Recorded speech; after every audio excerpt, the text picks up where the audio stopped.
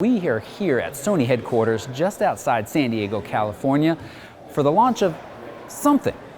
We don't know yet. Could be a camera, probably a camera, but could be a drone. That worked well for GoPro. Could be a new 4K TV that they brought all these photographers and videographers to cover. Well, we're gonna find out just what it is in a few minutes. Let's go.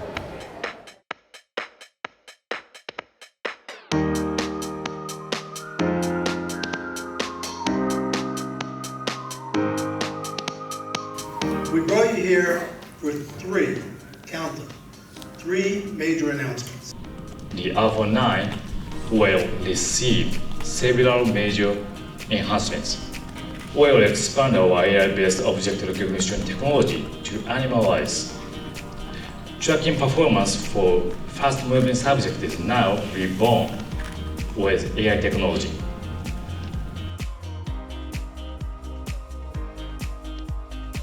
And today, I'm proud to introduce a brand new aps-c camera. aps-c6400.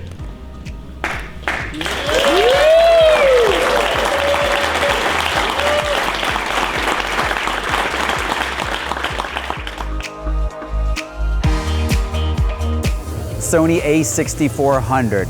Got this fully flip-up articulating screen so you can see yourself. Just put it in our hands. It has this additional and kind of improved tracking system over previous cameras, so it's basically what we're gonna see in the A9. And it also works in video, which Kaz is filming me with right now. And then we got some little updates coming to their mobile app and their desktop software that kind of just improve the overall experience and user performance. But so far the IAF tracking does seem better. The subject tracking, I've just used it a couple of minutes and there's kind of different vignettes and I need to learn it a little bit more. So far it seems good, but a little bit jumpy and kind of anxious to jump off and get distracted. But we just had a bunch of fake snow falling, could have distracted a little bit. So I'm gonna reserve full judgments for that very soon. But I'm excited over the next couple of days to be shooting with this camera.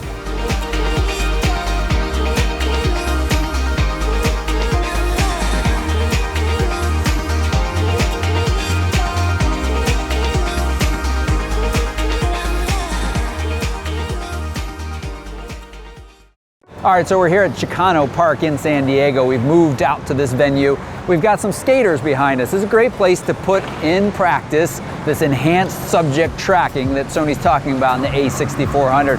Let's go give it a try.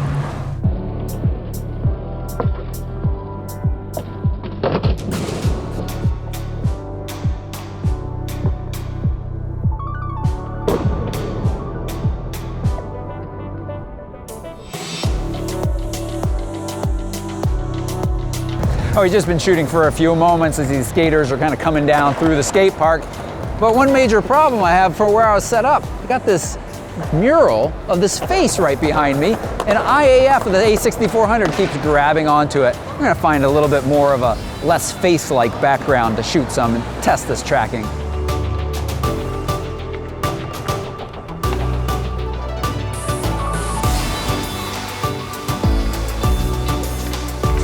We're wrapping up our time shooting the skateboardings here. Some pretty significant autofocus improvements over the a6300, which I was already impressed with. Really tracking some of these skateboarders quite nicely. Now, it's not perfect though. I see some jumpiness, and especially as folks get a little bit further out in the frame, it really tends to not stay on your subject. So, I mean, it is a $900 price point. I can't think of anything else that gives this kind of autofocusing capabilities and this kind of frames per second in that price point.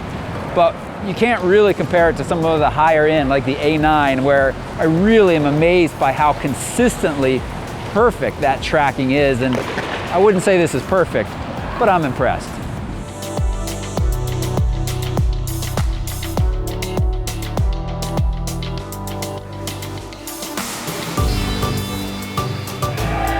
All right, we moved on from the skaters to basketball, and one of the things that I'm impressed with there is as they're coming up to the basket, you know, bringing the camera up to my eye, composing the shot, getting focus, and then firing off 11 frames per second. Really impressed with the number of in-focus shots that I have. I don't know any other camera at this price point that can do that. We got a full day of shooting tomorrow. We'll continue to kind of test this out. Kaz is gonna give us some thoughts on video, so keep watching. All right, so after a full day of shooting, I came back, downloaded these images, and I'm looking for two things here: image quality and how well that autofocus is working. Out in the field, it looked like it was working really well, but you're never sure until you zoom in to 1:1. Blown away by image quality. I mean, the a6000 way back in 2014 blew me away with a small, lightweight, compact camera that was creating beautiful images, and Sony has continued to do really well in that space. They have some fantastic sensors. The a64 is right there. I feel confident nothing else in this price range and in this size and weight is going to produce anything like these images and videos that we're seeing out of it. Very, very good. And that autofocus is performing really well. I mean, there was a few hiccups yesterday, but for the fact that this is a new camera in my hands with new tracking system, the number of out of focus shots from all of these kind of bursts of tracking I shot yesterday, it's minimal. There was a couple of little, at the longer ranges, things may have been a little bit tricky to touch the screen and say, this is the subject I want you to track on. We'll talk about that a little bit more in the wrap up. And there was one time where it had the subject, it lost it for a few frames, but then got it back and tracked it capably. So I don't want you to think it's perfect, but again, at this price point and this lightweight compact, I can't think of anything else that does as good a job. And then I've actually been really impressed with the 18-135. This is the first time I've spent a lot of time with it. It is sold as a kit lens with the a6400, brings that package price up to $1,300, so it's a little bit more, but it is still a small and lightweight lens, even though it covers a very good range, and its image quality and performance has been fantastic as well. So overall, really, really nice.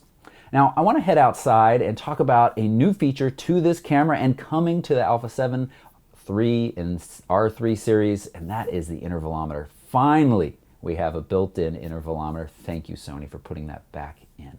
Let's go check it out.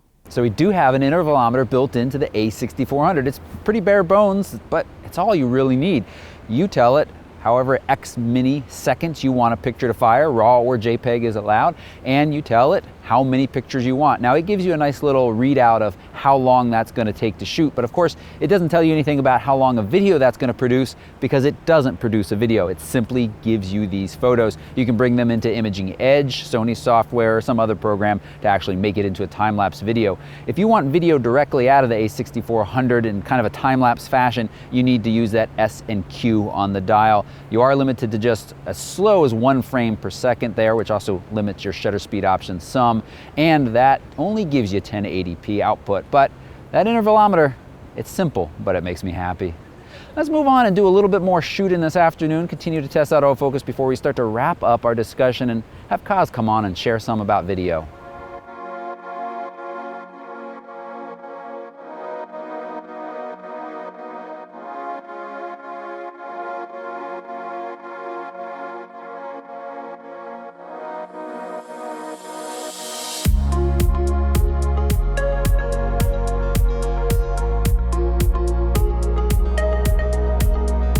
All right, so let's spend a few moments talking about usability.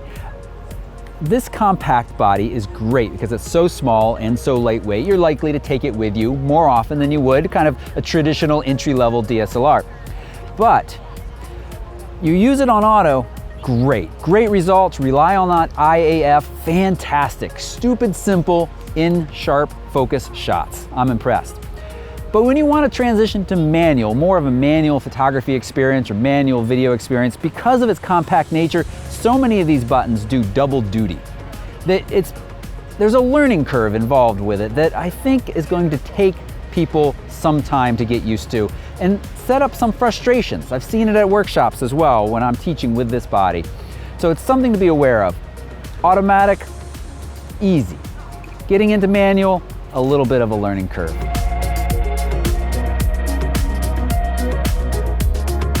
What's up everybody, I'm Kaz. I'm here in San Diego along with Toby, shooting on the a6400, doing mostly video work to test out the video functionality of this camera.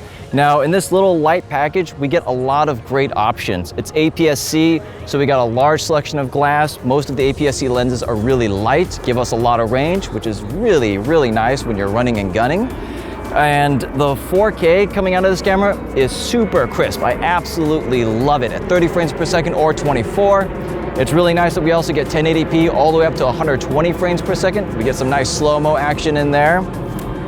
And we also get the added benefit of additional picture profiles, HLG, S-Log2, S-Log3 if you really want to stretch those out, although it is still 420, so you know you're not going to get as much color information, but still it's a really nice little extra added bonus in there if you are looking to shoot a little bit flatter profile.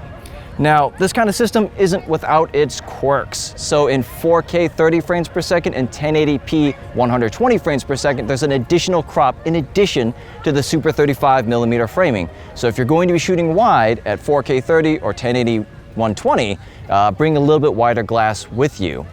And this is marketed as a vlogging camera with this new flip-up screen. It is really nice being able to look at yourself, you know, without having to use the Play Memories app. Lets you get some good framing. However, there's two things that really kill this for me as a vlogging camera. One is this screen is right in front of the hot shoe. Now the hot shoe is where we primarily put our lavalier systems or our shotgun microphones, and so the second you try to upgrade your audio, you're not going to be able to use this screen. Now of course this can be fixed by using an L bracket, so you put your camera microphone off to the side, but then you know you have a bigger package. It's not just this nice compact little camera. And the second problem, which is probably the most baffling of all, is the lack of a headphone jack. When I'm shooting Toby and we're using the lavalier microphone system, I can see the levels on the camera, but I can't hear anything. So at the end, when we're done recording, I'll hold up this tiny little speaker up to my ear to try to hear the audio. And if it's loud outside, I can't hear anything. It's not until we get back to the room, I pop out the SD card, put it in my computer, then I'm actually able to check the audio, make sure we didn't get any weird wind noise or lavalier brushing up against the clothing noises. And if you're out and about just by yourself, well, it's really tough to check that audio. So in the end, this is a great camera if you're looking to augment your still photography with some great crisp 4K video. This is a great camera. But if you're looking to up your vlogging game, the second you try to incorporate better audio, you're going to start encountering some roadblocks that are going to take some creative solutions. All right, so let's start to wrap this up. You know, in some ways, this early review that we're doing here, it's very easy. I mean, there is no other camera at this price point in this small, compact, lightweight that performs this well. Image and video quality and autofocus performance out of it are stunning. Very, very good. Not perfect on the autofocus side, but very good. You know, I see this as a perfect camera for a parent who's got a kid, soccer matches, then another kid in theater. You know, this autofocus performance, you can capture a kid running across the soccer field. It's going to do a good job with a few exceptions here and there, and really give you consistent results. Take it inside, record a 45-minute long theater performance. There's no 30-minute limit anymore, and it's gonna be in beautiful 4K if you want. Just make sure you put a big card in. And you might be concerned about battery life. We'll touch on that in just a second. And as I said, it's a small, compact body that just really can travel with you nicely. I'm about to go to Antarctica. I would love to take this camera along as a second camera. It has the best autofocusing system in an affordable package. And you throw on the 100 to 400 and that's a lot of reach and autofocus power and great image quality again. I want to stress that how impressed I am. The 6000 series has always done a good job with image and video quality, and the 6400 is right there. Now it's not perfect though. We have some issues that we need to talk about. The first is kind of apparent. It's being marketed partially to vloggers. You're talking to the camera like this and you're using the flip up screen. That's great, except if you want to be a more serious vlogger, audio is important, and if you're putting a mic up here, Kaz already mentioned this, you are blocking that screen. That's a little wonky. And of course, even they're in their own marketing, they show a little side mic being mounted. Well, that really starts to kind of ruin this small, compact, lightweight body.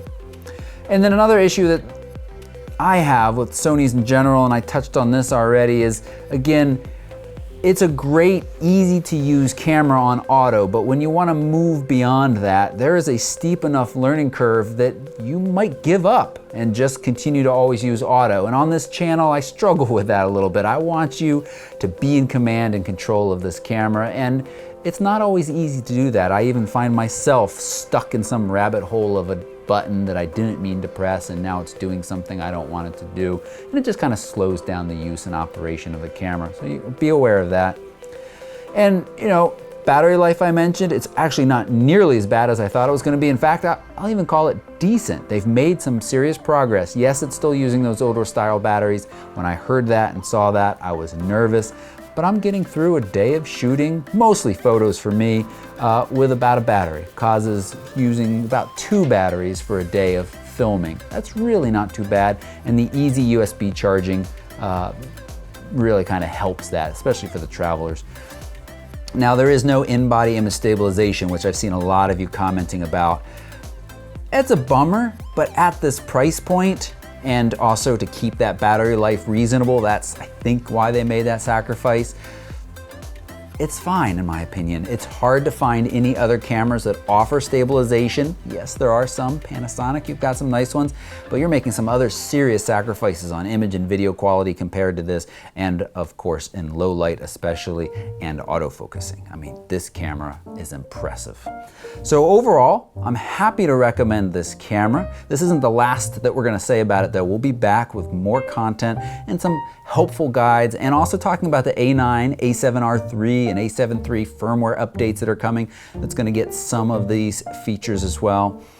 So make sure you subscribe, make sure you hit that thumbs up button if you appreciated this look at this camera. And as I said, we'll be back to talk more about it in the future.